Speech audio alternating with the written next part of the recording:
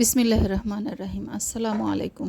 এখানে আছে 1 KG chicken থাই fillet, তার সাথে কিছু লবণ, আদা রসুন বাটা,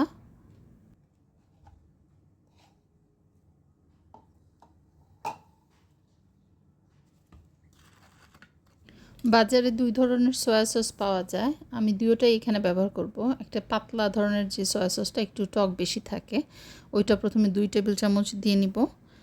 তারপরে দিয়ে দিব গরম মশলা 1 চা চামচ,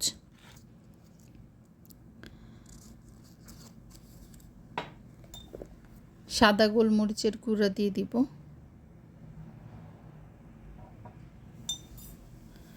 চিলি সস দিয়ে নিব। নর্মাল বয়মে যেরকম পাওয়া যায় চিলি গার্লিক সস, এটা ওইটা 1 চামচ দিয়ে দিব। তারপরে সুইট সয়া সসটা দিয়ে দিব, যেটা কিনা একটু থিক হয়, ওইটাও আমি 1 চামচ দিয়ে দিব।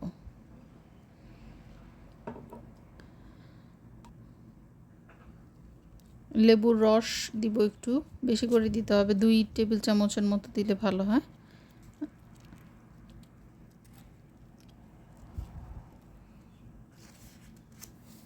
মরিচ দিব যে যেমন ঝাল খায় তেমন, তবে আমি মরিচের সাথে নর্মাল গুঁড়া মরিচের সাথে পাপরিকা ব্যবহার করছি। 3 চা চামচের মতো পাপরিকা ইউজ করছি। পাপরিকাটা হচ্ছে মরিচের জাস্ট খোলস গুঁড়া, যেটা ওইটাতে ঝাল থাকে না কোনো, কিন্তু রং হয় খুব সুন্দর। তো এগুলো সব একসাথে মিশিয়ে নিব। এর সাথে আমি আরও কিছু জিনিস অ্যাড করব, বাট তার আগে মশলাগুলো ভালোভাবে মুরগির মাংসের সাথে মিশা। তারপর হচ্ছে আমি পেঁয়াজ আর ক্যাপসিকাম ব্যবহার করব। আপনারা এটা ইচ্ছা মতো ব্যবহার করতে পারেন, কম বেশি। আমি ছোট সাইজের একটা ক্যাপসিকাম আর একটা পেঁয়াজ ব্যবহার করছি এখানে।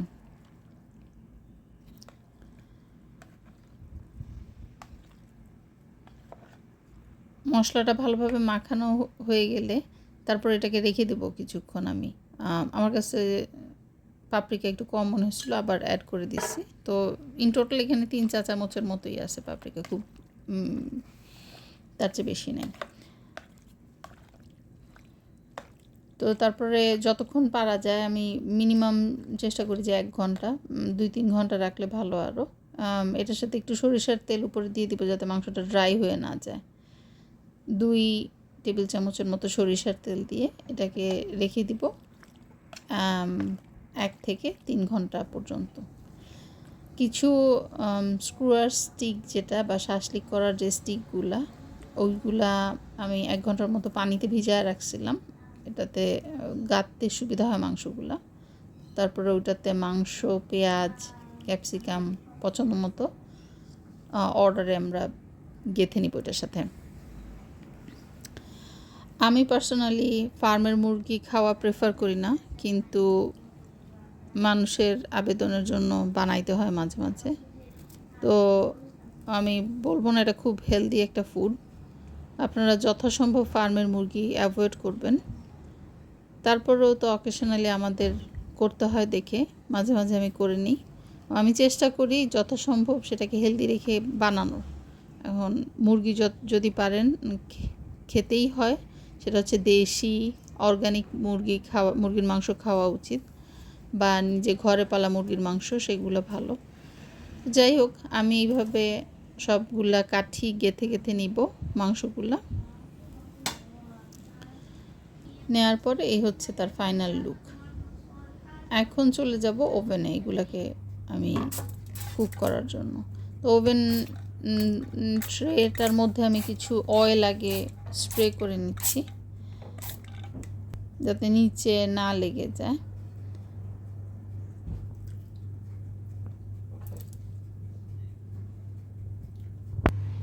স্টিকগুলোকে বিছায় দিয়ে আমি আবারও একটু অয়েল স্প্রে করে দিব, যাতে উপরটা ড্রাই না হয়ে যায়।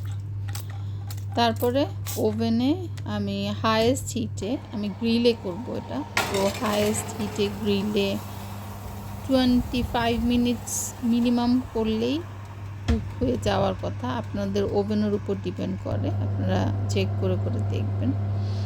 আমি ওই যে মুরগির বাটিতে যে এক্সট্রা পানিটা ছিল মশলার, সেই মশলাটাকে একটু জাল করে নিতেছি। এটা একটা সসের মতো করা যাবে জাল করে নিলে। এই পার্ট অপশনাল, করলে করতে পারেন, না করলেও কোনো সমস্যা নেই। আবারও একটু সরিষার তেল দিয়ে ওইটাকে আমি একটু জাল করে নিচ্ছি পছন্দ মতো কনসিস্টেন্সিতে, ওটা নামায় নেব। এর মধ্যে মুরগিগুলা আধা হয়ে গেছে, আমি ওগুলোকে একটু উল্টায় দিতেছি। দেখতে যদিও একটু সাদা সাদা, কিন্তু এই রকম মানে ফ্লেভারলেস ছিল না, কারণ প্রচুর পরিমাণে ফ্লেভারফুল মশলা টশলা এটাতে ব্যবহার করা হয়েছে। তো পুরোপুরি যখন কুক হবে তখন কালারটা সুন্দর আসবে এবং একটু পোড়া পোড়া হবে, তখন খেতে বা দেখতে দুইটাই ভালো লাগবে। যাই হোক, আমার মুরগির শাসলিক বা স্ক্রুয়ার যেটাই বলেন তৈরি হয়ে গেল। আপনারা বাসা বানায় দেখবেন, খাবেন, ভালো থাকবেন। আসসালামু আলাইকুম।